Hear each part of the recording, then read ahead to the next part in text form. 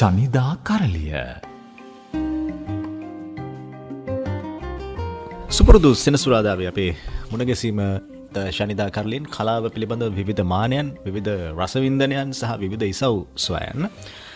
අද අපේ ශනිදා කරලියේ මේ උත්සාහය මෙතෙක් මෙතන අපි සිනමාව පිළිබඳව බොහෝ දේවල් කතා කරලා තියෙනවා.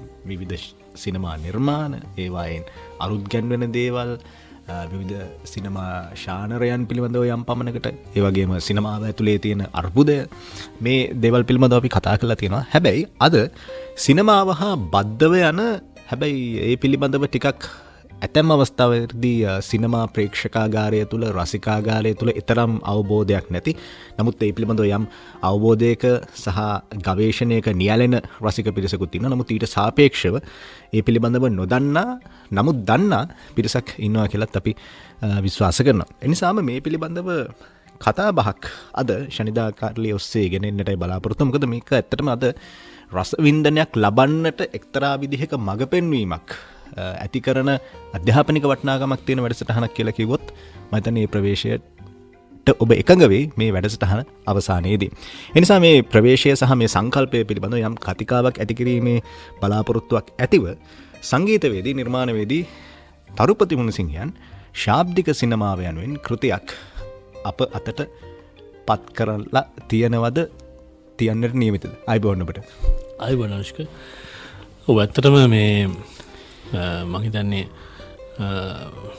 අනුෂ්ක දැන් පත් කරලා තියෙනවද, තියන්න යනවද කියන කාරණෙත් එක්ක ගත්තාම අපි කවුරුත් වගේම ලෝකයේ මනුෂ්‍ය සංහතිය, මේ අපි ජීවත් වෙන මේ මොහොතේ ජීවත් වෙන ලෝකයේ වෙසෙන සියලු මනුෂ්‍යයන් අත්විඳින ඒ ඊටාම් බරපතල තත්ත්වයක් එක්ක බොහෝ දේවල් වෙනස් වුණා, බොහෝ දේවල් වෙනස් වෙයි කියලා හිතනවා. ඉතින් ඒ වගේ තත්වයකදී යම් අකරතැබ්බයකට මුහුණ පාපු එල්දැක්වීමක් තමයි මේ ශාබ්දික සිනමා ග්‍රන්ථයේ එල්දැක්වීම. ඉතින් ලංකාවේ කරන්න ඉඳලා ගිය අවුරුද්දේ ඒක මේ නොයෙකුත් කාරණා මත අවලංගු කළා. ඉතින් නමුත් පොත පාඨකයන් අතරට පත් වෙලා තියෙනවා. ප්‍රකාශකයන් ඔවුන්ගේ සරසවි ප්‍රකාශකයන් විසින් තමයි මේක මුද්‍රණය කරේ. ඉතින් මම හිතන්නේ දැනට එය නිල නොලත් නෙමෙයි, අත්‍තරම නිලලත් විදිහටම ඒක මේ එලි දක්වලා තියෙන්නේ. මම දන්නේ පසුගිය වසරේ සැප්තැම්බර් හෝ ඔක්තෝබර් මාසයේදී ඔක්තෝබර් 7 වෙනිදා තමයි මේක එලි දක්වන්න නියමිත වුණේ. ඉතින් ලංකාවේ නැවතත් මේ වසංගත තත්ත්වය නැවත උද්ගත වෙච්ච හින්දා ඒ අවලංගු කළා. ඇත්තටම මම හිතන්නේ ඉතින් මූලිකව මට ඕන උනේ මේ එලි දැක්වීම හරහා, දැන් පොතක් එලි දක්වනවා කියලා කියන්නේ සාමාන්‍යයෙන් ඒ ජනගත කිරීම හරහා යම් කතිකාවතක් ඇති කිරීම.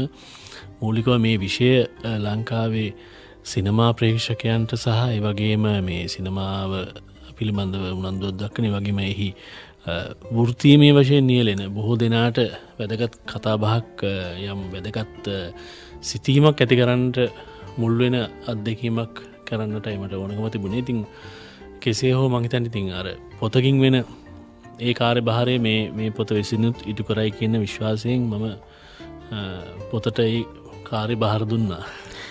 හොඳයි, අපි පොතේ තියෙන කාරණාවන් වලට අවධානය යොමු කරන්න බලාපොරොත්තු වෙන්නේ. මම වැඩසටහන ආරම්භයේදීම ඔබට කිව්වා මේක ඇතුලේ යම් වින්දනයට මඟ පෙන්වන එක්තරා විදියක අධ්‍යාපනික වටිනාකමක් තියෙන වැඩසටහනක් තමයි අද මේ අපි ඔබට ඉදිරිපත් කරන්න කියලා.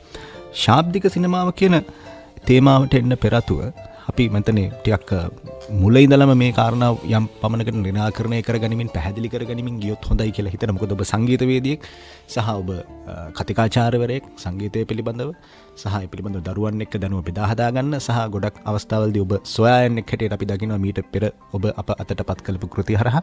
නිසා ඒ සියල්ල අතරේ අපි ශබ්දය සහ නාදය කොහොමද අපට දැනෙන්නේ සහ ඒක කොහොමද මේ පොදුවේ ගත්තොත් රසිකයෙක් හැටියට අපි අත්විඳින්නේ. අපි එතනින්ම පටන් ගෙනෙමු.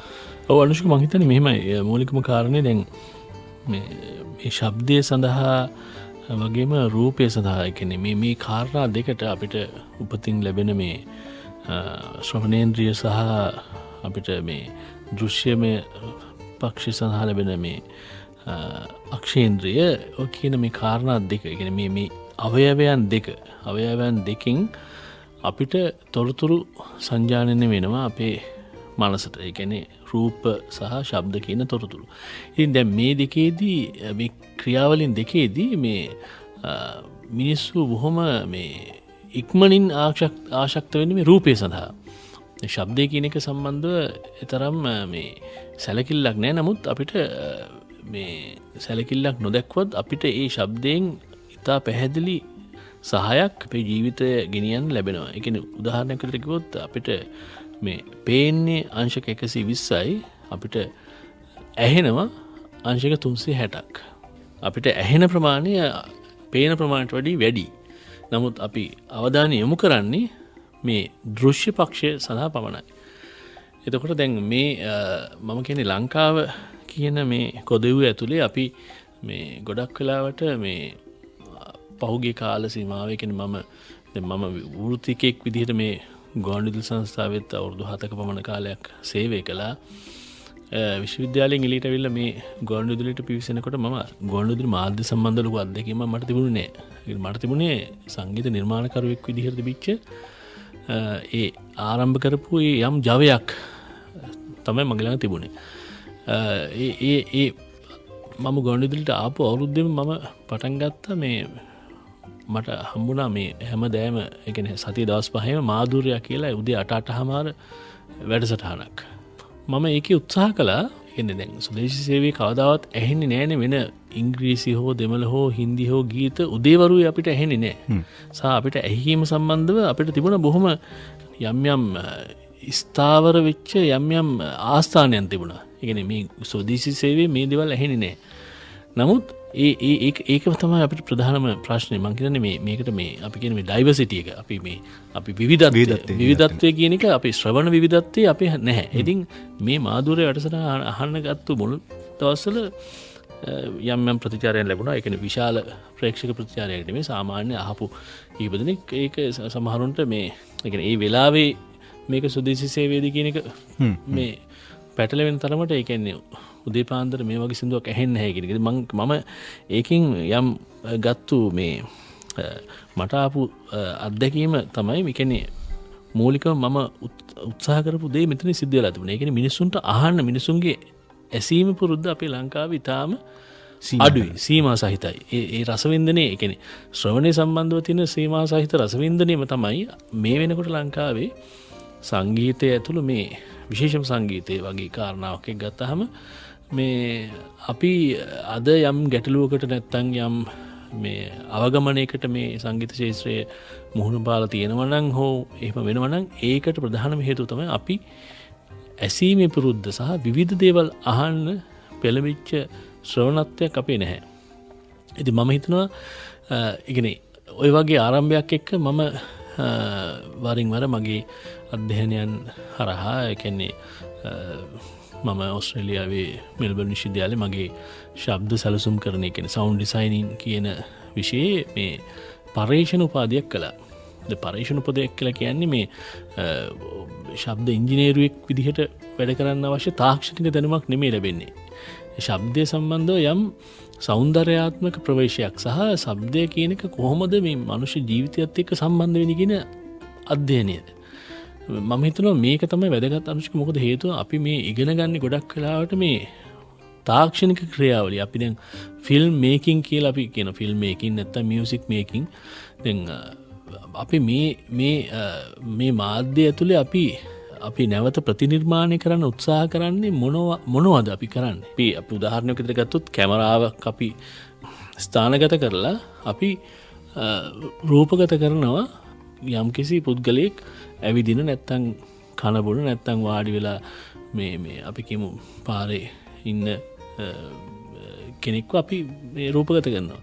හැබැයි අපි රූපගත කරන මිනිස්යාගේ ජීවිතය හරි අපි මිනිස්සුන්ගේ ජීවිතය තමයි අපි මේ නැවත මේ මාධ්‍ය හරහා අපි සටහන් කරගන්නේ.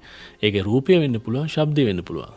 හරි ඉතින් මේක තමයි මූලිකම කාරණය. ඒ කියන්නේ අපි අප වටා තිබෙන මේ සියලුම ශාබ්දික සහ මේ රූපයට අදාළ මේ සියලු කාරණාවන් එක ගත්තාම මේ විෂයන් වල අපිට ඉගෙන ගන්න තියෙන්නේ මේ විෂය සම්බන්ධව තියෙන තාක්ෂණික කාරණාව නෙමෙයි.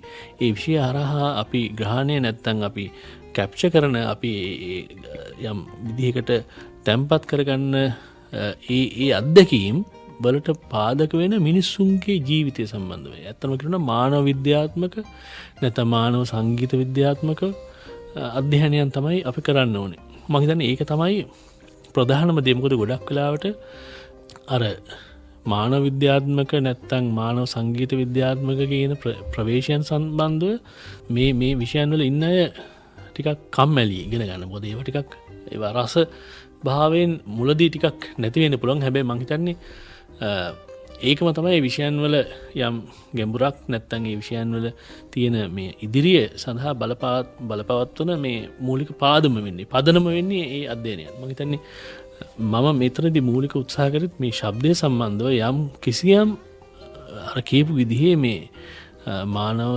විද්‍යාත්මක ඒ වගේම මනෝවිශ්ලේෂණය පැත්තෙන් ගත්තහම ශබ්දය කියලා කියන්නේ මොන වගේ රූපකාත්මක වස්තුවක්ද, ඒ කොහොමද ඒ වස්තුව අපි ඉන්න පරිසරයේ පවතින්නේ කියන වගේ අධ්‍යයනය ඒ සම්බන්ධව තියෙන ලෝකෙ කියන්නේ ඉතාම බරපතල විදිහට මේ සම්බන්ධ අධ්‍යයනය කරලා තියෙනවා. හරි, ඒ කියන්නේ මම හිතන්නේ ලංකාව කියන්නේ මේ සිංහල භාෂාවෙන් ඇත්තටම අධ්‍යයනය කෙරලා නැති තරම්. ඉතින් විශේෂයෙන්ම ප්‍රංශය වගේ රටක මිෂෙල් චියෝන් වගේ ශබ්ද විද්‍යාඥයෙක් ඔහු ඉතා විශාල අධ්‍යයනයක් කරලා තියෙන මේ ශබ්දය සහ එහි නිර්මාණාත්මක පක්ෂය ගැන. ඒ වගේම පී ශිෆර් කියලා අපි ඒක ඔහු ඉතාම නිකන් අපි ගත්තොත් මිෂෙල් චියෝන්ටත් වඩා බොහොම මේ ටිකක් ගැඹුරින් මේ සංගීතය ශබ්දය සම්බන්ධව අධ්‍යයනය කළදී සංගීත සම්බන්ධවත් ඔහුගේ ඉතාම හොඳින් කියවීමක් තියෙනවා.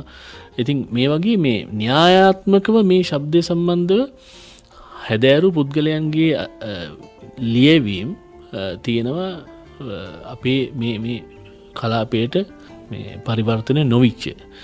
අපේ අධ්‍යයනය සඳහා අපිට හසු නොවෙච්ච. ඉතින් මට ඕන කරලා තිබුණේ මේ අධ්‍යයනයන් සම්බන්ධව න්‍යායාත්මක ප්‍රවේශයක් මේ ලංකාව ඇතුලේ යම් විදිහකට ස්ථාපිත කරන්න, ඒ අධ්‍යයනයන් සඳහා ඉදිරියට මේ කාරණා එකතු කරගන්න යම් පරිසරයක් ඇති කරන්න. අනේ එකතු කරගත්ත කාරණා මොනවද? ඒවා ඇතුලේ අපිට අවසාන වශයෙන් පෙන්වන්නේ මොනවද? පෙනෙන්නේ මොනවද කියන කාරණාවද විමසන්නට සූදානම්. තරුපති මුණසිංහ සංගීතවේදියා සමග නිර්මාණකරුවා සමග අද අපි ශනිදා කරලියේ ඉන්නේ. ශනිදා කරලිය. අද අපි ශනිදා කරලියෙන් සංගීතවේදී කතිකාචාර්ය තරුපති මුණසිංහ සමග අපි මේ කතා කරමින් ඉන්නේ. ශාබ්දික සිනමා මේක වචනේ සමාලාවට මේ ඔබට හරි අලුත් වෙන්න පුළුවන්. ඒ අලුත් බවම තමයි ඔබ දන්න දෙයක් මේ අලුත් වචනයක් එක ටිකක් මේ පිළිබඳව වැඩි දැනුවත්කමක් එක්ක අපි ඔබට පිරිනමන්නට සූදානම් වෙන්නේ.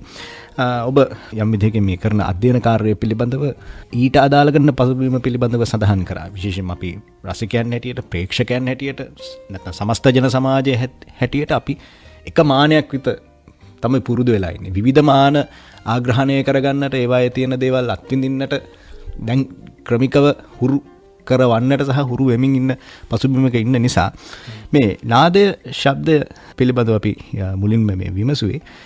මම දැන් මීට පෙරත්ව රිද්මය පිළිබඳව මහගමසේකරයන් කතා කරලා තිනවා. ඔහු කියන මේ සිද්ධ වෙන හැම දෙයක් ඇතුළෙම රිද්මයක් තියෙනවා. ඒ රිද්මයකට අනුව තමයි මේ හැමදේම සිද්ධ වෙන්නේ කියලා. දැන් ඔබ ගේනවා මේ ඇතුලේ තියෙන සංගීතමය ස්වභාවය, නැත්නම් මේ ඇතුලේ තියෙන ශබ්දය සහ නාදය, ඒ වගේම මේ ඔබ මේ කෘතිය ඇතුලේ කතා කරනවා එක්තරා විදිහක මේ සවුන්ඩ් ඩිසයිනින් කියන එක සහ සවුන්ඩ් ඉන්ජිනියරින් කියන එක. මේක දෙකක්. මේ දෙකම එකතු වුණාම තමයි මේ ශාබ්දික සිනමාව කියන එක නිර්මාණය වෙන්නේ කියලා. අපි මේ සංගීතයෙන් නැත්නම් මේ නාදයෙන් ශබ්දයෙන් පටන් ගත්ත එක කොහොමද මේ ඩිසයිනින් කියන තැනට එන්නේ? නැත්නම් මේක නිර්මාණකරණය කියන එකට, එහෙම නැත්නම් සැලසුම් කරණය කියන එකට එන්නේ. අනුෂ්ක, දැන් මූලිකව මේ ශබ්ද සැලසුම් කරණය කියන විෂයක් විදිහට දියුණුනේ මේ සිනමා ඉතිහාසය ගත්තාම වෝල්ටර්මර්ක් කියන සංස්කාරකවරයා එක්ක තමයි මේ ශබ්ද සැලසුම් කරණය කියන නාමකරණය මේ සිනමාවට එකතු වෙන්නේ. සවුන්ඩ් ඩිසයිනර්, පළවෙනි සවුන්ඩ් ඩිසයිනර් ඔහු. නමුත් මේ අපි මේ ශබ්ද සැලසුම් කරන විෂය සම්බන්ධව ඉතිහාසය මම නිකන් පැහැදිලි කරොත්, ඒ කියන්නේ ග්‍රීසියේ ක්‍රිස්තු පූර්ව පස්වන සියවසේ ඉඳන්, ඒ කියන්නේ නාට්‍ය කලාව ආරම්භ වෙන මේ ඩිතරැම්බ් කියන දියොනිසස්ගේ රංගය හරහා දියුනිසස් දෙවියන්ට කරන පුද පූජාවල ඒ රංග පරිසරයන් ඒ සංස්කෘතික පරිසරයන් හරහා තමයි මේ ශබ්දය කිසියම් නිර්මාණාත්මක භාවිතාවක් කරා ගෙනියන්නට අවශ්‍ය පසුබිම හැදෙන්නේ. දැන් ඒ නාට්‍ය කලාව තමයි මේක ආරම්භය. ඊට පස්සේ ග්‍රීසියේ ඉඳගෙන මේ ග්‍රීසියෙන් පටන් ගත්තු මේ නාට්‍ය කලාව ඊට පස්සේ රෝමය හරහා එලිසබෙතන් යුගය දක්වා සංක්‍රමණය වෙනවා. ඒ කියන්නේ මේ ගමන ඇතුලේ ශබ්ද සැලසුම් කරන්නට අදාළ තවත් මූලිකාංග ටික ටික හැදෙනවා. ඒ කියන්නේ දැන් එලිසබෙතන් යුගයේදී මේ නාට්‍ය කලාව ඕන් ඒ කියන්නේ විශේෂයෙන් පල්ලිය විසින් නාට්‍ය කලාව භාවිතා කරනවා මේ දෙවියන් සම්බන්ධව කියවීම් ගායනයන් මිනිසුන්ට මේ මූලිකව ඒත්තු ගන්නන්න මොරැලිටි මිරකල් වගේ නාට්‍ය හරහා. ඒ කියන්නේ අපාය, දිව්‍ය ලෝකය සහ මනුෂ්‍ය ලෝකය කියන මේ තුන් විදිහක ස්ථානයන් පෙන්වන්න, මේ තැන් තුන පෙන්වන්න ඕන් උත්සාහ කරනවා ශබ්දයෙන්. හරි. එතකොට මේ රංගයක් කරා. ඉතින් ඊට පස්සේ මේක මේ ශබ්ද සැලසුම් කරන්නට අදාළ මූලිකාංග ටික ටික තව වර්ධනය වෙනවා. ඒ කියන්නේ ඉතාලිය පැත්තට, ඒ කියන්නේ කොමඩියා දෙලාර්තේ වගේ රංගයකදී මේ පසුබිමින් ශබ්ද විවිධ ආදේශක භාණ්ඩ හරහා ශබ්ද නිර්මාණය කරමින් ශබ්දය රංගය සඳහා නිර්මාණාත්මක භාවිතාවක් විදිහට ගෙනියන්න ගත් උත්සාහය ඉතාම පැහැදිලිව අපිට නාට්‍ය ඉතිහාසයේ දකින්න පුළුවන්. දැන් එතන තමයි මේ ශබ්ද සැලසුම් කරන්නේ මූලිකම ඓතිහාසික ලක්ෂණ විදිහට මම දකින්නේ. එතකොට නමුත් ශබ්ද සැලසුම් කරණය විෂයක් ලෙස ස්ථාපිත වෙන්නේ සිනමාවත් එක්ක. නමුත් සිනමාවේ ඉස්සෙල්ලම අපිට හම්බ වෙන්නේ රූපේ. රූපයෙන් පස්සේ තමයි ශබ්දය සිනමාවත් එක්ක එකතු වෙන්නේ. හැබැයි සිනමාවේදී කියන්නේ විශේෂයෙන්ම සිනමාවේදී සිනමාව පිළිබඳව අපි අධ්‍යයනය කරද්දී අපිට හම්බෙන පුරෝගාමීන් විදිහට ගන්න පුළුවන්. හිච්කොක් වගේ කෙනෙක්, වගේම බොහෝ අධ්‍යක්ෂකවරු බර්ග්මාන් වගේ තාර්කෝස්කි මේ අය විශේෂයෙන් සඳහන් කරනවා මේ සිනමාවේදී මේ ශබ්දය සහ රූපය කියලා කියන්නේ හරියටම හරි අඩක් ශබ්දය, හරි අඩක් රූපය. ඒ කියන්නේ රූපය සහ ශබ්දයේ දෙකේ එකතුව තමයි සිනමාව කියන මූලික අර්ථයෙන් අපි දකින්න කෙනෙක්. ඒ වගේම මේ හිච්කොක් කියනවා එකවරකට මේ සිනමාව කියන්නේ ශබ්දයේ තියෙනවයි කියලා අපිට දැනෙන්න බෑ. හැබැයි ශබ්දය හරහා තමයි අපිට සිනමාව දැනෙන්නේ. හරි. එතකොට මේ ශාබ්දික අත්දැකීම ඊටාම ක්‍රමවත්ව මේ සිනමා කෘතියත් එක්ක එකතු කරන්න ගත්තු උත්සාහය එක්ක තමයි ශබ්ද සැලසුම් කරණය කියන විෂය දියුණු වෙන්නේ. එතකොට දැන් මේ ශබ්ද රූප මේ විශේෂයෙන්ම සිනමාවේදී මේ ශබ්ද සැලසුම් කරණය කියන විෂය කොටස් පහකට බෙදෙනවා. ඒ කියන්නේ දෙබස්, සංගීතය, ශබ්ද ප්‍රයෝග, ඒ වගේම ෆොලේ කියන කෘත්‍රිම ආදේශක භාණ්ඩ හරහා ඒ අවශ්‍ය ජවනිකවන් සඳහා ශබ්ද එකතු කිරීම, ඒ වගේම පසුබිම් ශබ්ද, ඇට්මොස්ෆෙරික් සවුන්ඩ්. දැන් මේ කොටස් පහ තමයි ශබ්ද පටය කියන අපි හඳුනන මේ සමස්තයට අදාළ මේ කාර්යභාරය ඉටු කරන්නේ. මේක තමයි මේ සිනමාවේදී ශබ්දය කියන ඒක සමස්තාර්ථය කියන්නේ ශබ්දය කියන මේ අම්බ්‍රෙල්ලා එක නැත්තම් කුඩේ යට තමයි අර සංගීතය, දෙබස්, ශබ්ද ප්‍රයෝග මේ සියලු දේවල් තියෙන්නේ. නැතුව සිනමාත්මක සංගීතය කියලා කතා බහක් ලෝක සිනමාව ඇතුලේ නෑ. සිනමාත්මක සංගීතය කියලා ගන්නේ සිනමාත්මක ශබ්දය කියලා එකක් තියෙන්නේ. ශබ්දය තමයි සිනමාත්මක වෙන්න ඕනේ. සංගීතය කියන්නේ මේකේ කොටසක්. එතකොට දැන් ලංකාව ඇතුලේ අපි දකිනවා ලංකාවේ ලාංකික සිනමාව මේ ඉතිහාසය ගත්තාම මේ අපි ශබ්දය සම්බන්ධව අපි තියෙන නොදැනුවත්කම හින්දාම සහ විශේෂයෙන්ම තාක්ෂණික වශයෙන් උත් යම් විදිහක දියුණුවක් නැති කාලයේදී මේ සිනමාව එක්ක සංගීතය ඊටාම බරපතල විදිහට සම්බන්ධ වුණා. ඒ වගේම සමහරලාට සිනමා කෘතියේ අධ්‍යක්ෂකවරයා අභිබවා සංගීතකරුවා සංගීත නිර්මාණකරුවා මතුවෙච්ච අවස්ථා තිබුණා. ඉතින් ඒකම ඒ කාරණා එක්ක අපි මේ විචාරකයන් සහ මේ සිනමා රසික සමාජය ඇතුළේ වැරදි අවබෝධයක් තිබුණා. මේ තාමත් තියෙනවා මේ සිනමාව කියලා කියන්නේ සංගීතය කියලා. සහ සමහර සංගීතඥවරු සිනමා පටේ බලලා මේකට මේ මියුසික් ඕන් නැහැ කියලා කියපු අවස්ථාවලුත් තියෙනවා. මම කේමදාසයන්. ඕනේ ඒ ඇත්තටම මම හිතන්නේ කේමදාසයන් විශේෂ සංගීත අධ්‍යක්ෂකවරෙක් මම දකිනවා. කියන්නේ ඔහුගේ නෙමේ ගැටලුව තිබුණේ අධ්‍යක්ෂකවරුන් ගැටලුව තිබුණේ. කියන්නේ ඔහුට තිබුණ කියන්නේ ඔහු ඇත්තටම එතනදී ඒ සම්මිතන්ට මේකට සංගීත අවශ්‍ය නැහැ කියලා කියන්නේ ඒක හරියම විශේෂ කාරණයක්. මොකද දැන් මේ අපි ජීවත් වන සමාජයේ අපි එදිනෙදා අපි ඇවිදිනකොට අපි කෙනෙක් එක්ක කතා කරද්දී නැත්නම් අපි කෙනෙකුට බයිනකොට නැත්නම් කෙනෙක් එක්ක අඬනකොට අපේ පසුබිමේ සංගීතය ඇහෙන්නේ නැහැනේ. එතකොට අපි එහෙමනම් දැන් අපි අඬනකොට සංගීතය ඇහෙන්නේ නැත්නම් අපි සාමාන්‍ය ජීවිතේ අපිට හැබැයි මේ සිනමාව කියන මායාත්මක නැත්නම් මායාරූපී නිර්මාණකාරය තුළ සිනමාව කියන්නේ ඇත්ත නෙමෙයි. හැබැයි ඇත්ත නෙමෙයි වුණාට මේ ඇත්ත ජීවිතය තමයි සත්‍ය ජීවිතය තමයි සිනමාවට මේ නගන්නේ. එතකොට දැන් අපි සාමාන්‍ය ජීවිතයේදී අපි එහෙම සංගීතයක් අපේ පසුබිම් වාදින නොවනට අපිට ඒ සංගීතයට කලින් අපිට තියෙනවා වටේ අපි අවට තියෙන ශාබ්දික පරිසරයක් තියෙනවා. ඒ ශාබ්දික පරිසරය තමයි අපි හඳුනා නොගන්නේ. දැන් බටහිර විශේෂයෙන්ම මේ ශබ්දපටයේදී අර මම කියපු කාරණාවලදී කියන්නේ සංගීතය එකතු කරන්න කලින් මේ ඒ චරිතය අවට තියෙන ශාබ්දික පරිසරය ඉතාම හොඳින් ශබ්ද ප්‍රයෝග සහ විශේෂයෙන් ෆොලේ වගේ කාරණා එක්ක ඒක නිර්මාණාත්මක ක්‍රියාවලියක නිරත වෙනවා. ඒ ඇත්තටම මම හිතන්නේ ශබ්දය කියන්නේ දැන් සංගීතය සහ ශබ්දය ගත්තාම මම දකින්නේ සංගීතය කියන්නේ දැන් ශබ්දය සහ සංගීතය කියන දෙකේ වෙනස ගත්තාම මිහිරි සහ අමිහිරි කියලා කෙනෙක් වර්ග කරගන්න පුළුවන්. කියන්නේ දැන් බෝම්බයක් පිපිරෙන එක හරි නිකන් තට්ටු කරන එක හරි සංගීතයක් නෙමෙයි කියලා කවුරු හරි කියන බල. හැබැයි මම හිතනවා හැම ශාබ්දික වස්තුවකින්ම නැගෙන කිසියම් ශබ්දයක් යම් සංගීතයට අදාළ තාලාත්මක යම් සංගීතමය හැඟීමක් මතු කරන්න පුළුවන් තත්ත්වයක තියෙනවා. අපිට ඒ වෙනස තියෙන්නේ ඒ ඇති කරන ශබ්දයේ තිබෙන හැඟීම මතුවෙන යම් රිද්මයක් ඒ ශබ්දේ මතු කිරීම හරහා නැගෙන්නේ නැත්තම් ඒක සංගීතාත්මක නෙමෙයි. හැබැයි බොහෝ වෙලාවට සිනමාව ඇතුලේ මේ ශබ්ද සියලුම ශබ්ද අපිට සංගීතයක් විදිහට ඇහෙන්නේ ඒවා ඊටාම පැහැදිලිව ස්ථානගත වෙච්ච ක්‍රියාවලකින් පස්සේ තමයි අපි දකින මේ විදේශී චිත්‍රපටවල. නමුත් ලංකාවේ චිත්‍රපටවල මේක වෙන්නේ නැහැ. ඇත්තටම ගොඩක් ඊටාම අඩුවෙන් තමයි මේ ශබ්ද සැලසුම් කරන ක්‍රියාවලිය ඊටා නිවැරදිව සිද්ධ වෙන්නේ. ඒක මේක ඇත්තටම ඊටා වගකීමෙන් මම කියන්නේ අපේ ලාංකීය සිනමා ඉතිහාසයේ කෙරෙච්ච චිත්‍රපට සියල්ලම අරගත්තාම ශබ්ද සැලසුම්කරණය කියන මූලික ක්‍රියාවලියක් කරහා ගිහිල්ලා චිත්‍රපට විදිහට එළියට ආපු චිත්‍රපට අපිට දකින්න පුළුවන් චිත්‍රපට 5-6ක් පමණයි. අනික සියලුම චිත්‍රපට වලදී සංගීතය එක්ක වැඩිපුර ඇහෙනවා නැත්නම් අනිත් ශබ්ද වැඩිපුර ඇහෙනවා. අපිට නිකන් කියන්නේ ඒවා හරිම මේ නිමාවකින් එළියට ආපු චිත්‍රපට නෙමෙයි කියලා තමයි කියන්නේ. කතාවක් තියෙනවා, නළුවා ඉන්නවා, සියලු දේ තියෙනවා. අපි ජනප්‍රියත් වෙලා තියෙනවා. නමුත් මම හිතන්නේ අර කාරණේ තමයි ඊතරදී මූලික මේ ගැටලුව විදිහට මම දකින්නේ ඒක ලංකාව ඇතුලේ.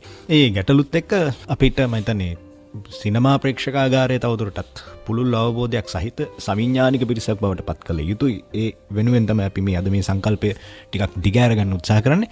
ශනිදා කාර්ලීන් අපි මේ විරාමෙන් අනතුරුව නැවතත් මුණ ගැහෙනවා ශාබ්දික සිනමාව ගැන තවදුරටත් කතා කරන්න. ශනිදා කරලිය. අද අපි ශනිදා කරලියන් මේ කතා කරමින් එන්නේ ශාබ්දික සිනමාව පිළිබඳව.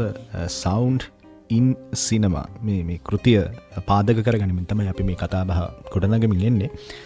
දැන් විවිධ ශබ්ද ප්‍රයෝග යොදාගෙන විවිධ විධික්‍රමයන් තියෙනවානේ සිනමාව ඇතුළේ. අපි දකිනවා සරවුන්ඩ් සිස්ටම්, ඩොල්බි, එතකොට DTS වගේ විවිධ තාක්ෂණික උපායන් මේ ශබ්දය අපට දැනෙන්න සිනමාව ඇතුලේ හඬේ තියෙන තීව්‍රතාව වඩා දැනෙන්න අපිට දැන් ලංකාවේ සිනමා ශාලා බොහොමයක ඒ ශබ්ද ප්‍රයෝගයන් භාවිත කරන ආකාරය අපි දකින්නකට ප්‍රයෝගය කියන වචනේ හරියද මන් දන්නේ නැහැ. ඒක විධික්‍රමයක් වෙන්නත් පුළුවන්. ඒකත් මේ ඔබ කතා කරන ශාබ්දික සිනමාවට සම්බන්ධ දෙක කොහොමද? ඒක නිවැරදිව අපි භාවිත කරලා තියෙනවද ලංකාව ඇතුලේ හෝ ලෝකේ හෝ? මෙහෙමයි. දැන් ඒක හරිම මේ රසවත් මේ ඒකට කතාවක් වෙන්නවා. මොකද හේතුව දැන් මම කියවනේ අර අපිට ඇහෙන්නේ අංශක 360ක් අපිට දකින්න හැකියාව තියෙන අංශක 120ක පරාසයක්. එතකොට මේ 360ක් කිව්වහම අපි ඇත්තටම තාම සිනමාව උත්සාහ කරන්නේ මේ සාමාන්‍ය කෙනෙක්, සාමාන්‍ය මිනිසෙක් ශාබ්දික පරිසරයකදී අත්විඳින ඒ අත්දැකීම සිනමාව කියන මේ ශාලාවට ගෙනල්ලා ඒ අත්දැකීම එතෙන්ට සමීප කරවන්න තමයි මේ උත්සාහ කරන්නේ. හරි. එතකොට මේ මොහොත වෙනකොට දැන් Dolby Atmos දක්වාම දියුණු වෙන මේ ශාබ්දික මේ සිනමාවේ දියුණුව ගත්තහම මොනෝ පතේ ඉඳන් ස්ටීරියෝ සරවුන්ඩ් සහ ඊට පස්සේ සරවුන්ඩ් කියන මේ මූලික ඒ ක්‍රමවේදයෙන් දැන් Dolby Atmos දක්වා යනවා. Dolby Atmos පටන් ගන්න ග්‍රැවිටි චිත්‍රපටයේ කියන්නේ අභ්‍යවකාශයේදී කෙනෙකුට ඒ කෙනෙක් විඳින ඒ අත්දැකීම කොහොමද සිනමාව කියන මේ ප්‍රේක්ෂක ආගාරයට ගෙනල්ලා සිනමා ශාලාවේ ප්‍රේක්ෂකයාට කොහොමද මේ අත්දැකීම ගේන්නේ කියන එක. ඉතින් ඇත්තටම අනුශික මේ මම කියන්නේ අර දැන් ඔකට වෝල්ටර් මර්ක් කියනවා මේ ඔහු සංස්කාරකවරයෙක්. ඔහු කියනවා කෙනෙක් උපදිනකොට මාස 4කින් පස්සේ තමයි ඔහු ශබ්දයට නිරාවරණය වෙන්නේ.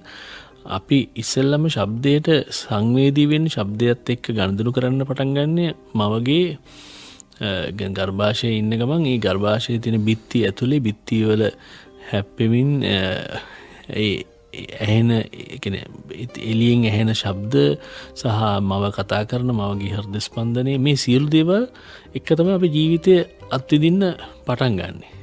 හරි. ඒතර ඒ අත්දැකීම අපි ඇත්තම කියන රූපයට කලින් ශබ්දයත් එක්ක අපි සම්බන්ධයක් අපි ජීවිතයේ හැදිලා තියෙනවා.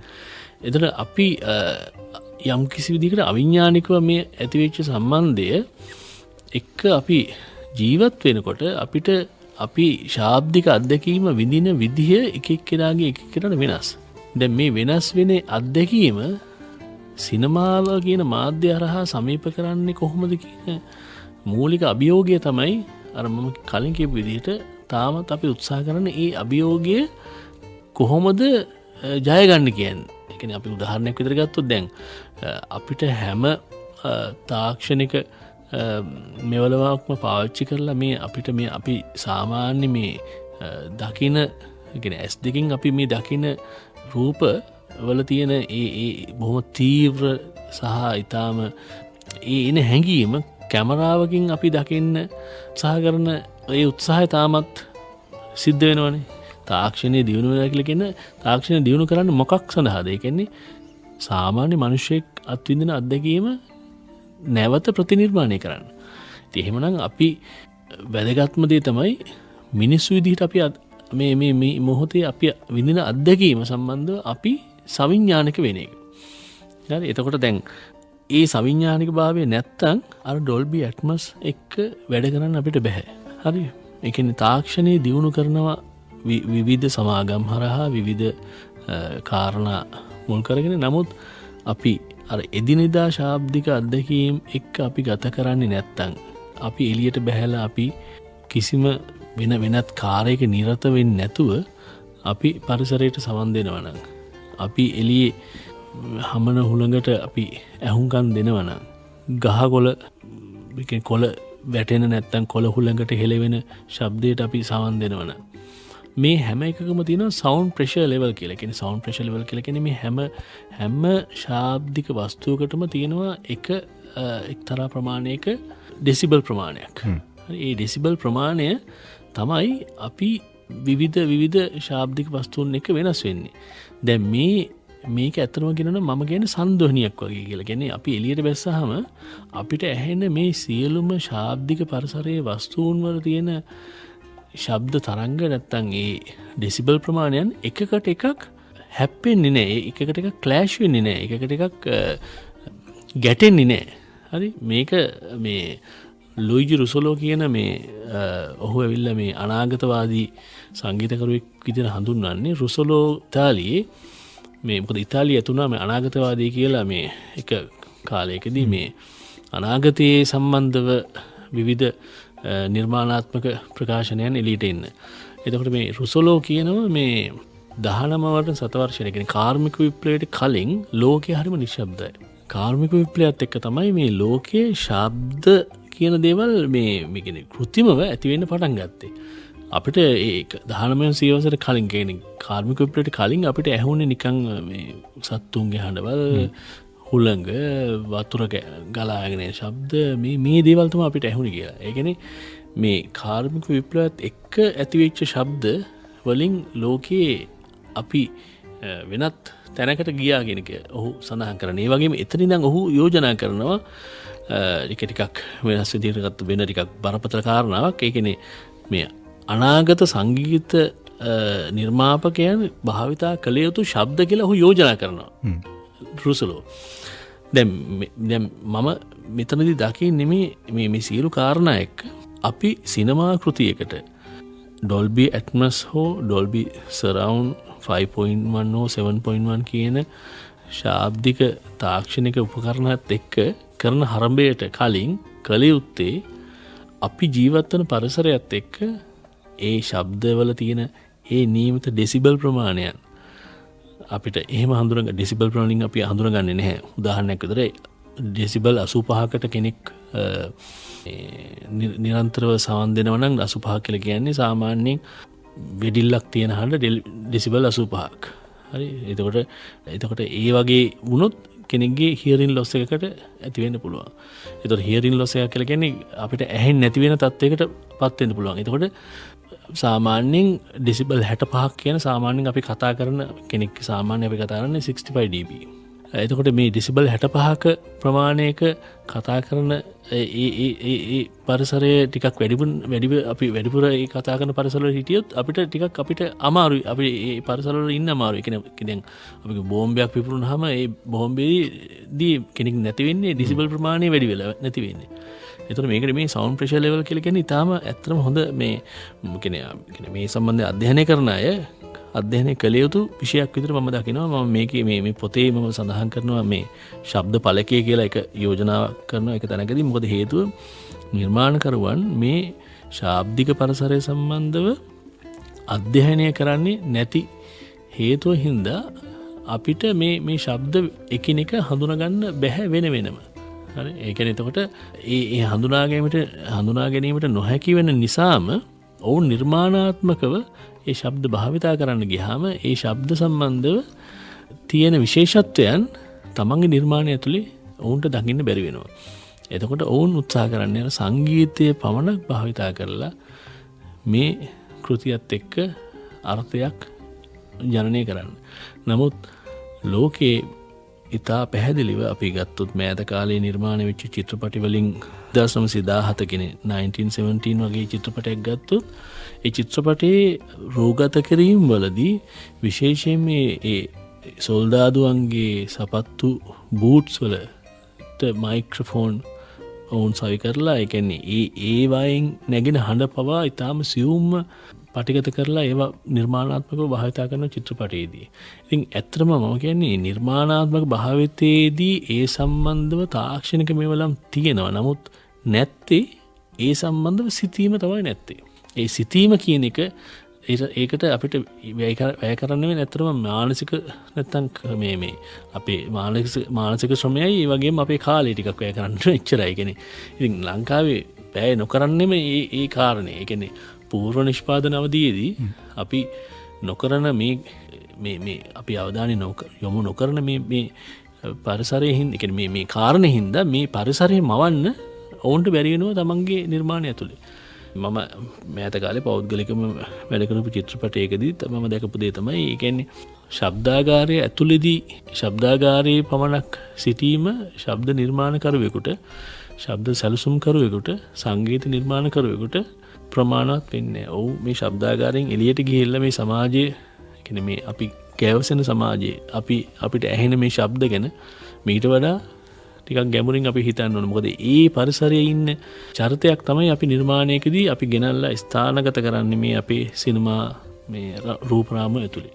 සමහර වෙලාවල් වලදී අපි දකිනවා මේ ෆිලර් එකක් හැටියට තමයි සංගීතය පාවිච්චි කරන්නේ. ඒක ටෙලිමාධ්‍යයේදීත් එහෙමයි, සිනමාවේදීත් එහෙමයි. ෆිලර් එකක් මොකක් හරි තැනකදී පුරව ගන්න. ඒ පිරවීම කියන එක කොහොමද පුරවන්නේ ඇයි පුරවන්නේ මොකද්ද පුරවන්නේ කියන කාරණාව පිළිබඳ සමහර අධ්‍යක්ෂකවරුන්ට අදහසක් නැහැ. ඒක පිරවීමක් ඇටියට තමයි පාවිච්චි කරන්නේ. හොඳයි අපි මෙතනින් එහාට යා යුතුයි. හැබැයි ඊට කලින් පැය ප්‍රවෘත්ති ප්‍රකාශයට අපිට යන්නට වෙලා ඇවිල්ලා තියෙන නිසා අද ශාබ්දික සිනමාව ගැන සංගීතවේදී කතිකාචාර්ය තරුපති මුණසිංහ සමග අපි කතා කරමින් ඉන්නේ. ශනිදා කරලිය අද සංගීතවේදී තරුපති මුණසිංහ සමග අපි මේ කතා කරමින් ඉන්නේ ශාබ්දික සිනමාව. මේක ටිකක් වචනයක් හැටියට ගත්තාම ඔබට යම් ආගන්තුක ස්වභාවයක් තියෙන්න පුළුවන්. නමුත් මේ සිනමාව ඇතුලේ තියෙන එක්තරා විදිහක කොටසක් කියලා කිව්වොත් අපි එතනේ නිවැරදි යම් පමණකට අපි පහුගිය පැයේදී පිළිබඳව කතා කරමින් හිටියා. මේ ශාබ්දික සිනමාව පිළිබඳ එක පැත්තකින් සිනමාවට එන්නට බලාපොරොත්තු වෙන ඉන්න ආධුනිකයන්ට මඟ පෙන්වීමක් සහ මේ සිනමා ප්‍රේක්ෂකාගාරය ඇතුලේ ඉන්න කෙනෙක්ට කොහොමද මේ ශාබ්දික සිනමාව ඔස්සේ අපට තව දේවල් වින්දනය කරන්න පුළුවන් කියන එක පිළිබඳව යම් විදිහක අවබෝධයක් ලබා දීමයි අපේ බලාපොරොත්තුව. මේ පොතේ එක්තරා තැනක මේ සඳහන් කරලා තියෙනවා. ඉතින් ප්‍රවේශයේම ඔබ සටහන් කරලා තියෙනවා මේ ෆෙරින්ටන් නම් වූ පුද්ගලයා මේ ශ්‍රව්‍ය මාධ්‍ය හඳුන්වලා දීලා තියෙන ආකාරය පිළිබඳව. ශ්‍රාවකයාගේ මනස් රඟහල යනුවෙන් තමයි ඔබ හඳුන්වලා දීලා තියෙන්නේ. එය කොහොමද මනස් රඟහල කියන එක ඇති වෙන්නේ, ඒක බලපාන්නේ කොහොමද, නිර්මාණය වෙන්නේ කොහොමද කියන එක පිළිබඳව ඔබ මේ රූප සටහනක් මාර්ගයෙන් හරි අපූර්වට මේ කෘතියේ දක්වලා තියෙනවා. අපි එතනින් පටන් ගන්නේ මොකද කොයිතරම් අපි සිනමාව ඇතුලේ මේ සවුන්ඩ් ඩිසයිනින් කියන එක එහෙම නැත්නම් මේ ශාබ්දිකත්වය භාවිත කළත් ඒක කොහොමද ප්‍රේක්ෂකයා අල්ලගන්නේ කියන තැනට ඒක කොහොමද හඳුනගන්නේ සාර අපි හුරු කිරීම ගැන පුරුදු වීම පිළිබඳව ඔබ වැඩසටහන පටන් ගන්නකොටම කතා කරපු නිසා මේක අපි කොහොමද අල්ලගන්නේ සිනමාවේ තියෙන එක. මියුසික් කියන එක වෙනයි, සංගීතය කියන එක වෙනයි. සිනමාව ඇතුලේ මේ ශබ්ද ඇතුලේ මවන සංකල්ප රූප කොහොමද සමස්ත කෘතියට බලපාන්නේ, අර්ථයට බලපාන්නේ කියන කාරණාව එක්ක අපි මේ මනස් රංගාලයෙන් පටන් ගෙන යමු.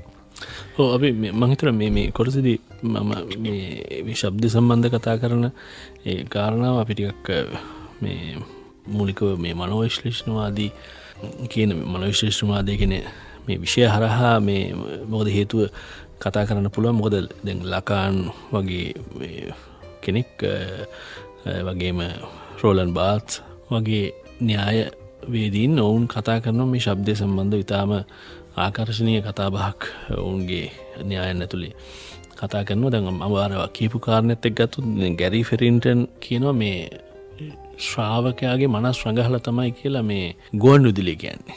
ඔහු ගුවන් විදුලිය තමයි කියන්නේ ඔඩියෝ මීඩියා කියන්නේ ගුවන් විදුලිය කියලා කියන්නේ මේ මූලිකව මේ ශ්‍රව්‍ය මාධ්‍ය.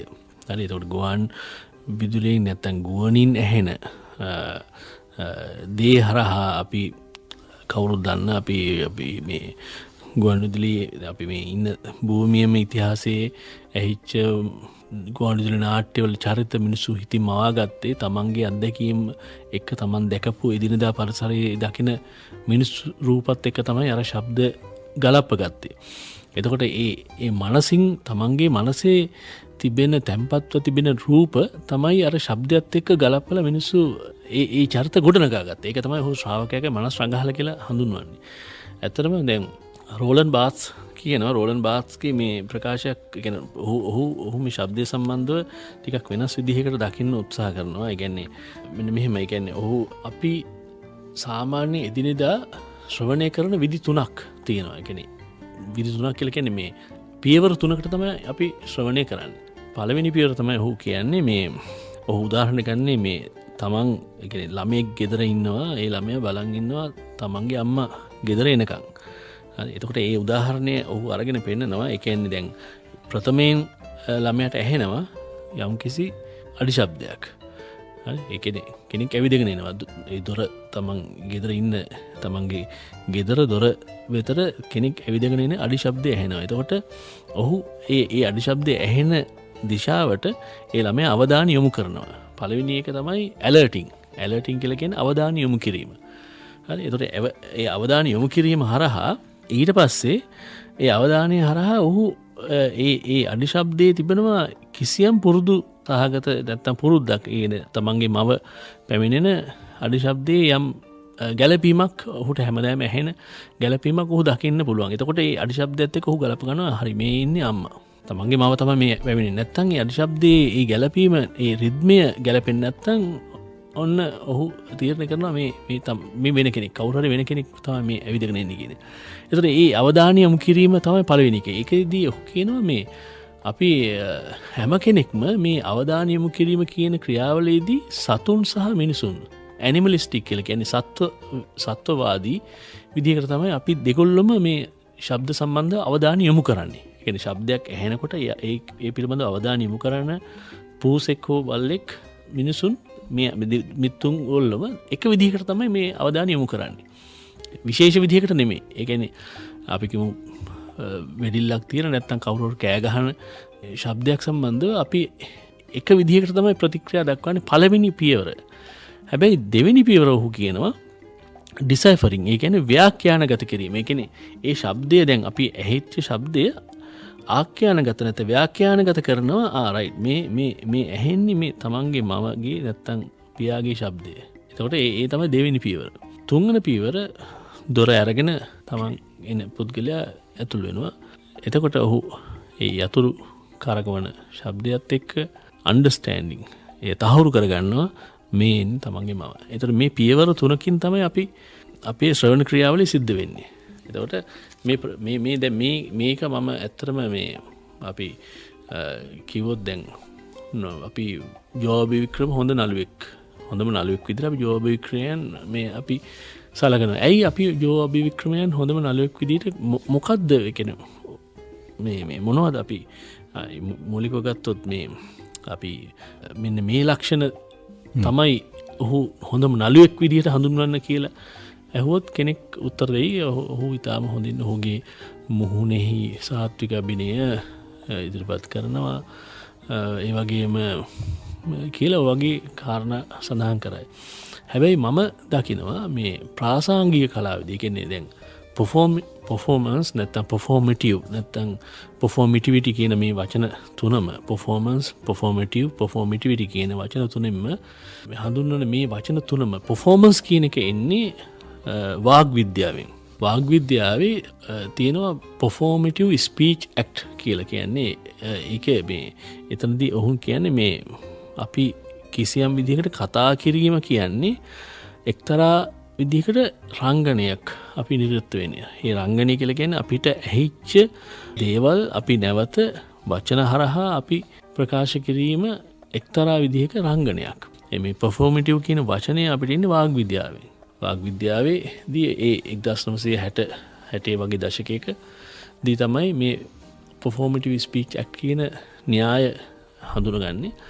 දැන් අපි අර ජෝබ වික්‍රමයන්ගේ රංගනය ගත්තාම ඔහුගේ රිද්මය ඔහු තව කෙනෙකුට ප්‍රතිචාර දක්වන රිද්මය ඒ වගේම කෙනෙක් එක්ක කතා කරනකොට ඔහුගේ ස්වරය පවත්වන රිද්මය එතකොට ඔහුගේ මූලික ඔහු නිශ්ශබ්දතාවයේ පවත්වන කාල සීමාව මේ සියලු දේම තියෙනවා එක්තරා විදිහක රිද්මයක්. දැන් මේ රිද්මය තමයි ඔහුගේ රංගනයට අදාළ මූලික පරිසරය සකස් කරන්නේ. මම විශ්වාස කරන්නේ ඇත්තටම මූලිකව ශබ්දය සහ ඒ ශබ්දය ආශ්‍රිත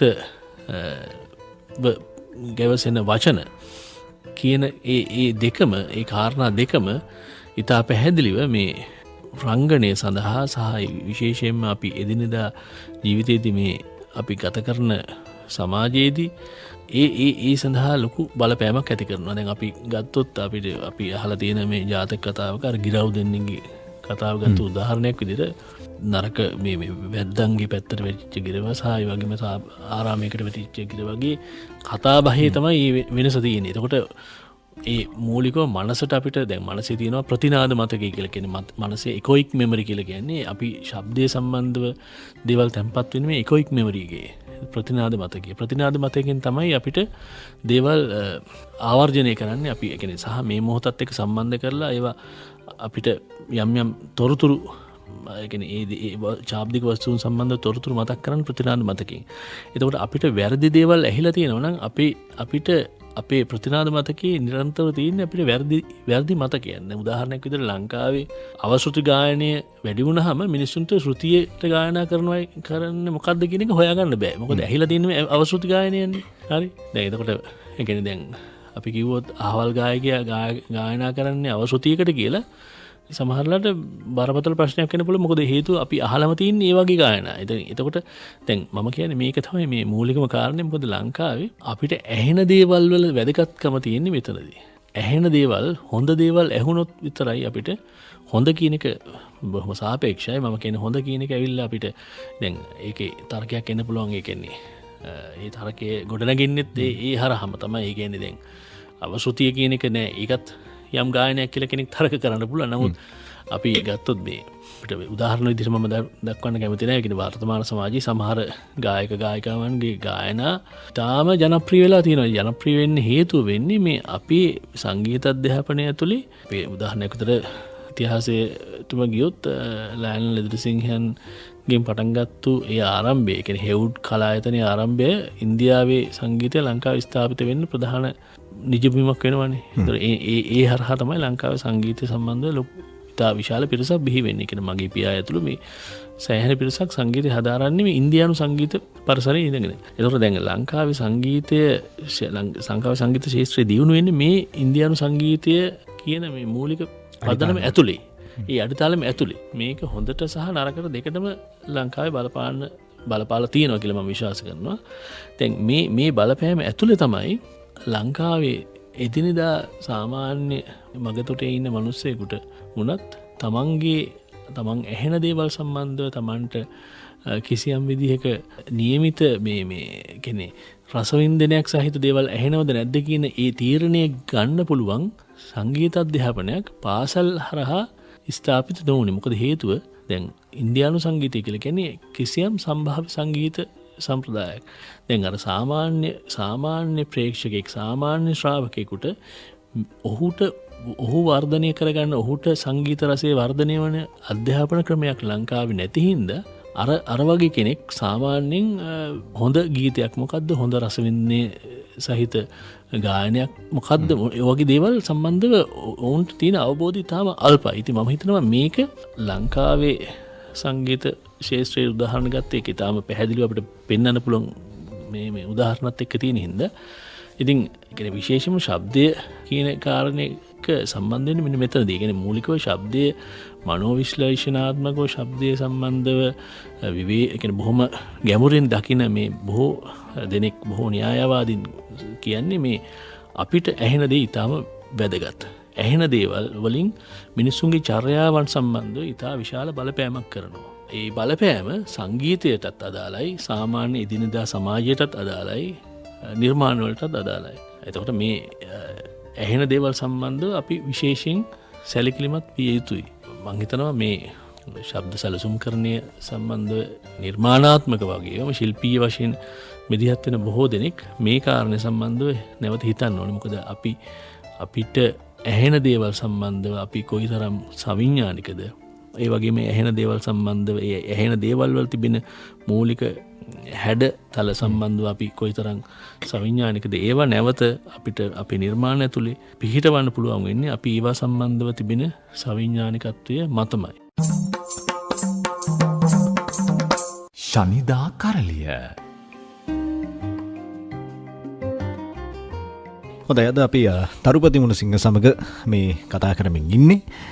ඔබේ මේ කෘතිය ඇතුලේ පුළුල් ශාබ්දික සිනමාව කියන සංකල්පය විග්‍රහ කරමින් පතිරවමින් දිගහරමින් ඉදිරියට යන ආකාරය ඇත්තෙනවා. එතන මේ කෘතියේ සඳහන් දේවල් අතරින් ඇත්තටම අද බොහොම ඇබින්දක් අපි මේ සාකච්ඡාවට බඳුන් කරමින් ඉන්නේ. මොකද යම් විදියක අවබෝධයක් ඔබට ලබා දිය යුතු නිසා, විශේෂයෙන්ම මේ ශ්‍රාවක ඔබට සහ සිනමා ප්‍රේක්ෂකාගාරයට යම් සංකල්පමීය වශයෙන් යම් සංකල්පමය වශයෙන් යම් විදිහකට යම් අවබෝධයක් ලබා දීමයි අපේ අද වැඩසටහනේ අරමුණ වෙන්නේ.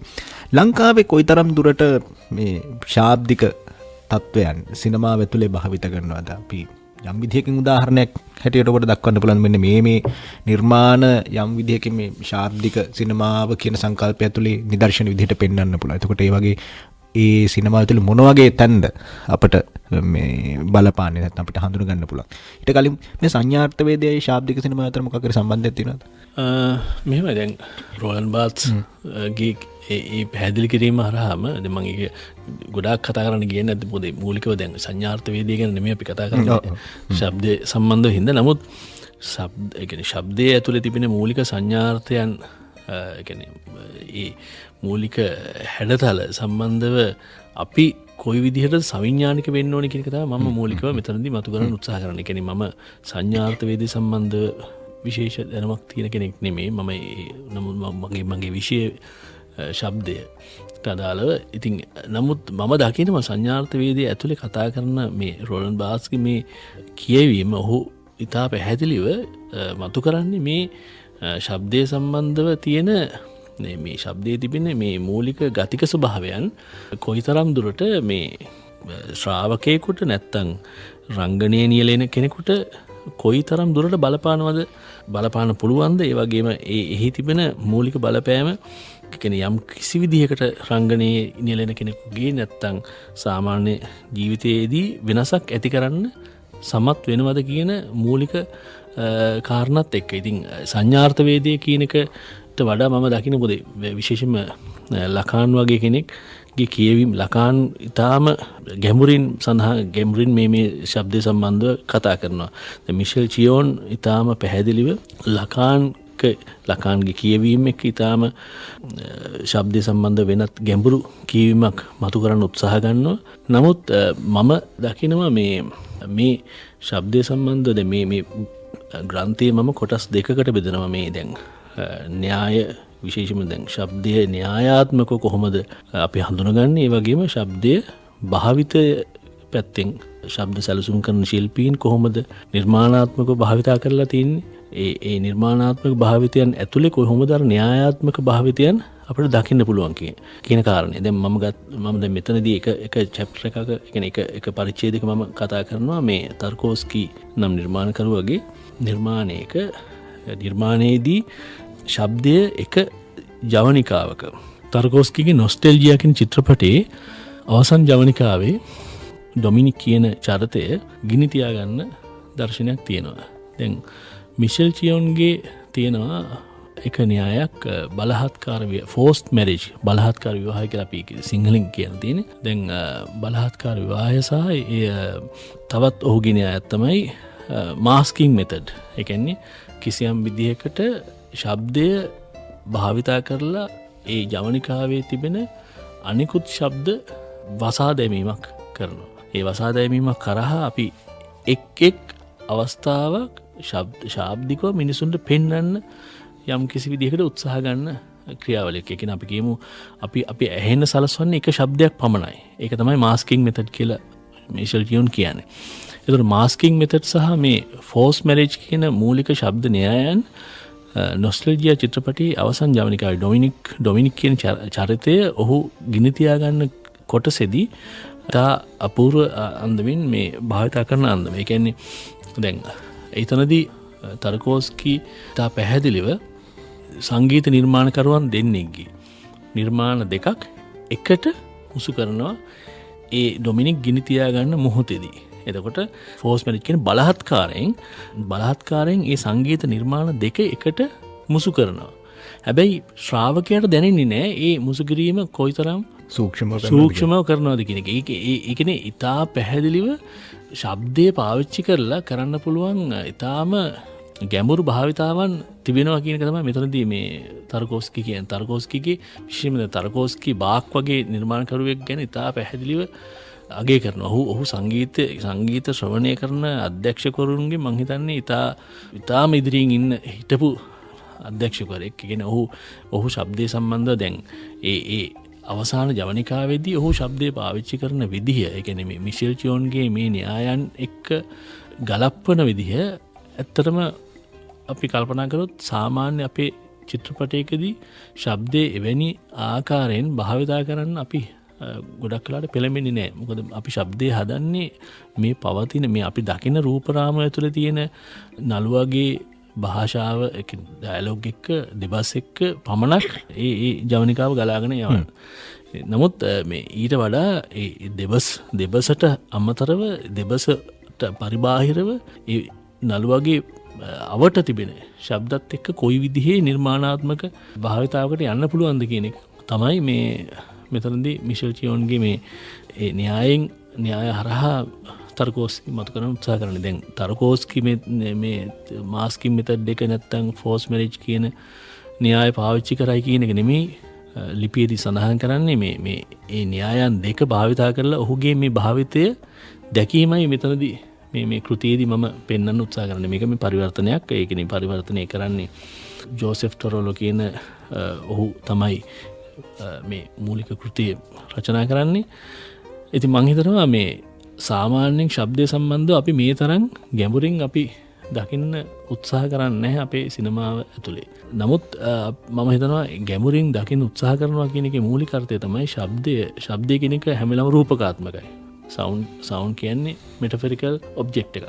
ඒතර මේ රූපකාත්මක ශබ්දය එක්ක කොහොමද අපි ගනුදෙනු කරන්න කියන එක තමයි අපි ප්‍රගුණ කරන්න ඕන දේ. ඉතින් මම හිතන්නේ නිර්මාණයේ ශාබ්දික සිනමාවත් එක්ක ගනුදෙනු කරන ශබ්ද සැලසුම් කරන ශිල්පීන් කොයිතරම් දුරට මේ තරම් ගැඹුරින් ශබ්දය දකින්නවද, ශබ්දය එක්ක ගනුදෙනු කරනවද කියන එක තමයි මේ මොහොතේ තියෙන ප්‍රශ්නාර්ථය මම දකින්නේ. ලංකාවේ සිනමාව අපි දැන් සාමාන්‍යම ගත්තු සාමාන්‍ය ප්‍රේක්ෂකෙක් අපි මේ කොළඹ තියෙන සිනමා ශාලාවකට ගිහිල්ලා අපි නරඹන සිනමා කෘතියකදී අපි හැම වෙලාවෙම විදේශීය චිත්‍රපටයක් එක්ක සංසන්දනය කරාම අපිට ඊටාම දුර්වල ශාබ්දික අත්දැකීමක් තමයි අපි ළඟා කරගන්නේ. අපි හැම වෙලාවෙම අපි විදේශීය කෘතිය ඊටාම ඉහළ තලයකට ඔසවලා අපි කතා කරනවා අපි මේ අහවල් සිනමා කෘතියේ මේ වගේ ශාබ්දික අත්දැකීමක් අපිට ලැබුණයි කියන එක. නමුත් අපිට ඇයි නොලැබෙන්නේ?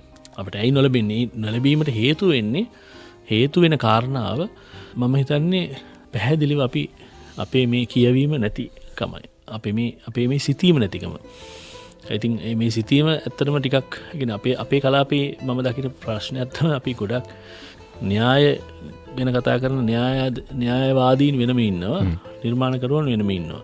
ඉතින් මේගොල්ලෝ න්‍යායවාදීන් ඕන් න්‍යාය ගැනම කතා කිරීම පමණයි වුන් කරන්නේ, නිර්මාණ කරන්නේ. නිර්මාණකරුවන් ඔවුන්ගේ නිර්මාණකරණය පමණයි කරන්නේ. ඉතින් මෙතන මේ න්‍යායවාදීන් සහ නිර්මාණකරුවන් කියන මේ දෙගොල්ලෝ එක තැනකදී මුණ ගැහෙන්න ඕනේ. එක්ක විශේෂම නිර්මාණකරුවන් ඇත්තටම යම් කිසි විදිහකට මේ න්‍යායාත්මකව මොකද න්‍යායයන් බිහි වෙලා තියෙන නිර්මාණය හරහා ලෝකේ කවදාවත් න්‍යායක් නිර්මාණය කරහා නැත්තම් ප්‍රායෝගිකත්වයෙන් පරිබාහිරව මේ න්‍යායන් බිහි වෙලා නැහැ. ප්‍රායෝගිකත්වය තමයි මූලිකව ප්‍රායෝගික වෙන අත්දැකීමක් පැහැදිලි කරන්න ගියාම තමයි න්‍යායක් බිහි වෙන්නේ. ප්‍රායෝගිකත්වයෙන් තොර න්‍යායන් නැහැ. ඉතින් මම හිතන්නේ දැන් මේක තමයි ප්‍රශ්නේ තියෙන්නේ. අර ගොඩක් න්‍යායවාදීන් හිතන්නේ ප්‍රායෝගිකත්වයට වඩා න්‍යාය ගැන. ඉතින් දැන් ඒ හින්දා අර යම් කිසි විදිහකට අර ශබ්දය වගේ විෂයක් දියුණු වෙන්න තියෙන ඉඩකඩ ඇහිරිලා තියෙනවා. මම හිතන්නේ ඊටාම සීමා සහිත වෙනවා මේවැනි පරිසරයෙන් ඇතුළේ. ඉතින් මම දකින්නේ අනාගතය සඳහා යම් විදිහකට ශාබ්දික සිනමාව කියන අර්ථයෙන් නෙමෙයි සමස්තය සිනමාව කියන්නේ අපි සිනමාවක් විදිහට අපි අත්දකින්නවා නම් අපි සිනමාත්මක අත්දැකීම කියන දැන් අපි ඉදිරි කාලය තුළ සිනමාත්මක අත්දැකීම කියන එක අපිට ඊටාම පැහැදිලිව මේ දුරකථනයත් එක්ක වෙන්න පුළුවන් ගත කරන්න වෙන්නේ. ඒ සිනමාත්මක අත්දැකීම කියන එක මොකක්ද කියන එක අපිට අවබෝධ කරගන්න නම් අපි සිනමා ශාලාවකට යන්න ඕනේ. ඒ සිනමා ශාලාවකට ගිහිල්ලා සිනමා අත්දැකීම විඳගත්තොත් විතරයි අපිට පුළුවන් වෙන්නේ ඒ අත්දැකීම එක විඳපු කෙනෙක් බවට පත් වෙන්න. ඉතින් මම හිතන්නේ මේක තමයි මම දකින අර්බුදකාරී තත්ත්වය මේ මොහොතේ ලාංකීය සිනමාවේ නිර්මාණ භාවිතයේ නිර්මාණකරුවන් විදිහට ඔවුන් තමන්ගේ නිර්මාණය ඇතුලේ මේ ශබ්දය පිළිබඳව දක්වන සැලකිල්ල සහ ඒ තමන්ගේ නිර්මාණය ඇතුලේ ජීවමාන වෙන චරිත සාමාන්‍ය ජීවිතයේදී සාමාන්‍ය දිනදා පරිසරයේදී ඔවුන්ගේ චරිත සමග හැසිරෙන ශාබ්දික පරිසරය සම්බන්ධව ඒ තමන්ගේ තිබෙන මේ අධ්‍යයනය නැතිකමයි කියලා මම හිතන්නේ. ශනිදා කරලිය. අද අපි ශනිදා කරලින් සංගීතවේදී තරුපති මුණසිංහ සමග අපි මේ කතා කරමින් ඉන්නේ. ඔබ මතන්නේ ඔබ මීට පෙරතුව කරපු නිර්මාණ දිහා බැලුවම ඔබ සිංහල නාට්‍ය සංගීතයේ ප්‍රවණතාව පිළිබඳව අවසාන වලට මෙතන මේ කෘතියට පෙර නිකුත් කළා. ඊට පෙර ඔබ මෙතන මේ ශබ්දය පිළිබඳවම කෘති කිහිපයක් කරා. නම් වශයෙන් සඳහන් කරොත් එහෙම නාද සංකතන. ඔව් Sound from the Past 2016 කෘතිය 2017 දී නාද සංකතන. එතකොට Sound Studies කියලා කෘතියක් ඔබ නිකුත් කළා තියෙනවා. සිංහල නාට්‍ය සංගීතයේ විකාශනය පිළිබඳව ඔබ කතා කරලා තියෙනවා. තනු නිර්මාණය කිරීම පැත්තකින් තියලා දැන් මේ සංගීතයේ විවිධ විසව් සොයායාමද වර්තමානයේ ඔබේ කාරණාව බවට පත් වෙලා තියෙනවා. තනු නිර්මාණය කරනවා කියලා කියන එක මේ ඒ කියන්නේ වෘත්තියකට කරන දෙයක් විදිහට ලංකාවේ දකින්න තනු මම කියන්නේ මෙහෙමයි. ඒක කාලයක් කෙනෙක් ජීවිත කාලය පුරාවටම සංගීත නිර්මාණකරුවෙක් විදිහට ගත කරන්න පුළුවන් වේද නැද්ද කියන එක මම දන්නේ නැහැ. හැබැයි මම දකිනවා මම සංගීතය කියන විෂයත් එක්ක මම ගනුදෙනු කරන්න පටන් ගන්නේ කිසියම් විදිහකට මේ ශබ්දය සම්බන්ධව සහ සංගීත සම්බන්ධව ඇති සංවේදනා කියන්නේ යම් දැනීමක් එක්ක. ඉතින් ඒ දැනීම එක් කාලවලදී විවිධ දේවල් වෙන්න පුළුවන්. ඉතින් තනු නිර්මාණය කිරීම ඒක එක ප්‍රතිඵලයක් පමණයි. ඉතින් මම විශේෂයෙන්ම මේ විශ්වවිද්‍යාලය ඉගෙන ගන්න එන විශේෂයෙන්ම ශිෂ්‍යයන්ට මම කියන මූලිකම කාරණේ තමයි අපි නිර්මාණකරුවන් විදිහට මේ විෂයන් පවතින්නේ හුදකලාව ඒවා විෂයන් විදිහට නෙමෙයි. ඒවා මේ මානව විද්‍යාත්මක කියන්නේ විශේෂයෙන්ම මානව ශාස්ත්‍ර අධ්‍යයනය කියලා කියන්නේ මේ මිනිසුන්ගේ චර්යා රටාවන් සම්බන්ධව අධ්‍යයනය කිරීම සහ මිනිසුන්ගේ හැඟීම් එක්ක අපි මේ ගනුදෙනු කරන්නේ. එතකොට මේ හැඟීම් එක්ක ගනුදෙනු කරන හැඟීම් විශේෂයෙන්ම චර්යා රටාවන් එක්ක බැඳිච්ච විෂයන් වලදී අපිට එක විෂයක් සම්බන්ධව විතරක් අවධානය යොමු කරලා අපි ඒව අධ්‍යයනය කිරීම පමණක් ප්‍රමාණවත් නැහැ. මොකද මේ මානව ශාස්ත්‍ර අධ්‍යයනයේදී අපි අනිවාර්යයෙන්ම දැන් නාට්‍ය හරං කලාව ආදාන කෙනෙක් නාට්‍ය හදන්නේ කොහොමද කියලා හැදුවට ඒ නාට්‍ය ඔහුට දේශපාලන විද්‍යාව සම්බන්ධව දේශපාලනය සම්බන්ධ වූ රටේ ලෝක දේශපාලනය හෝ තමන් රට ජීවත් වන රට ඇතුළේ හෝ කිසියම් විදිහකට ඒ අවබෝධය නැත්නම් ඔහුට ඒ චරිත තමන්ගේ වේදිකාව ඇතුළේ වේදිකාව උඩට ගෙනල්ලා ඒ චරිතවලට සාධාරණයක් ඉෂ්ට කරන්න බෑ. ඔහු පැහැදිලිව මේ කලාව කියන මූලික මාධ්‍ය නිරත වෙනවා නම් මම කියන්නේ මූලිකව සංගීතය හෝ නාට්‍ය හෝ සිනමාව හෝ මේ කලා මාධ්‍යයන් වල නිරත වෙන අය ඒ මාධ්‍යයන් ඇතුලේ තමන්ගේ මායම සලකුණු කිරීමම තමයි ගැටලුව වෙන්නේ. හැබැයි අපි දකින්නේ අපි ලෝක ඉතිහාසයේ දකින නිර්මාණකරුවන්නේ තමන්ගේ මායිම් සලකුණු කළාට ඔවුන්ගේ අත්දැකීම් සහ ඔවුන්ගේ දැනුම පෝෂණය කරගන්නේ අනිකුත් විෂයන් එක්ක තිබෙන ගනුදෙනු හරහා. ඒ හින්දා උදාහරණයක් විදිහට බර්ටල් බ්‍රෙක් කියන නාට්‍යකරුවා ඔහු සංගීතය ප්‍රගුණ කරපු කෙනෙක්. ඔහුට සංගීතයේ යම් විදිහකට හැකියාවක් තියෙනවා. ඔහුගේ නාට්‍යවල සංගීතය නිර්මාණය කරනවා සංගීත නිර්මාණ කරන 3 දෙනෙක්. පෝල් ඩෙසු, කර්ල් වයිට් සහ හාන්ස් ඊස්ලර්. එතකොට මේ හාන්ස් ඊස්ලර් කියන්නේ ඔහුට බ්‍රෙක්ට ඉතාම බලපෑම් කරන සංගීත නිර්මාණකරුවා. ඉතින් ඇත්තටම කියනවා නම් මේ ඔහුගේ නිර්මාණය සඳහා සංගීත නිර්මාණකරුවන්ගෙන් තිබෙන මේ සම්බන්ධය ඉතා බරපතල විදිහට බලපානවා. විශේෂයෙන්ම ෂෝන්බර්ග් වගේ කෙනෙක් බ්‍රෙක්ට ඉතා බලපෑමක් ඇති කරනවා. දැන් අපි කොහෙවත් බ්‍රෙක්ට් සංගීතයත් එක්ක තියෙන සම්බන්ධය අපි දකින්නේ නැහැ. නමුත් ඔහුගේ නිර්මාණය ඇතුලේ ඔහුගේ බ්‍රෙක් ඔන් තියටර් කියන පොතේ කියන්නේ ඔහුගේ නිර්මාණ සම්බන්ධ ලියවිච්ච බ්‍රෙක් ඔන් තියටර් කියන පොතේදී ඔහු සංගීතය භාවිතා කරන්නේ කොහොමද රංගය සඳහා කියලා ඊටාම ගැඹුරින් කතා කරනවා. මම හිතන්නේ මේවා හුදකලාව අපි දැක්කට මේවා විෂයන් විදිහට අපි මේ විෂයන් වල නිරත වෙන අය ඒවා නිර්මාණය කළාට මේවා එකිනෙකට එකක් සම්බන්ධ විෂයන්. මම හිතන්නේ ඒ හින්දා මම ඇත්තටම මට පෞද්ගලිකව කැමැත්තක් තියෙනවා මේ ශබ්දය සම්බන්ධව අධ්‍යයනය කරන්න සහ මෙහි නිර්මාණාත්මක සහ මෙහි මූලික න්‍යායාත්මක භාවිතය සම්බන්ධ සහ මේ සම්බන්ධ ලියවිච්ච දේවල් වෙනත් භාෂා විශේෂයෙන්ම ඉංග්‍රීසි භාෂාවෙන් බොහෝ කෘති තියෙනවා. ඉතින් ඒවා යම් විදිහකට සිංහල පාඨකයන්ට සමීප කරවන්න දරන උත්සාහයක් තමයි මම වරින් වර විවිධ සුභාවයන්කින් එළි දකින්නේ.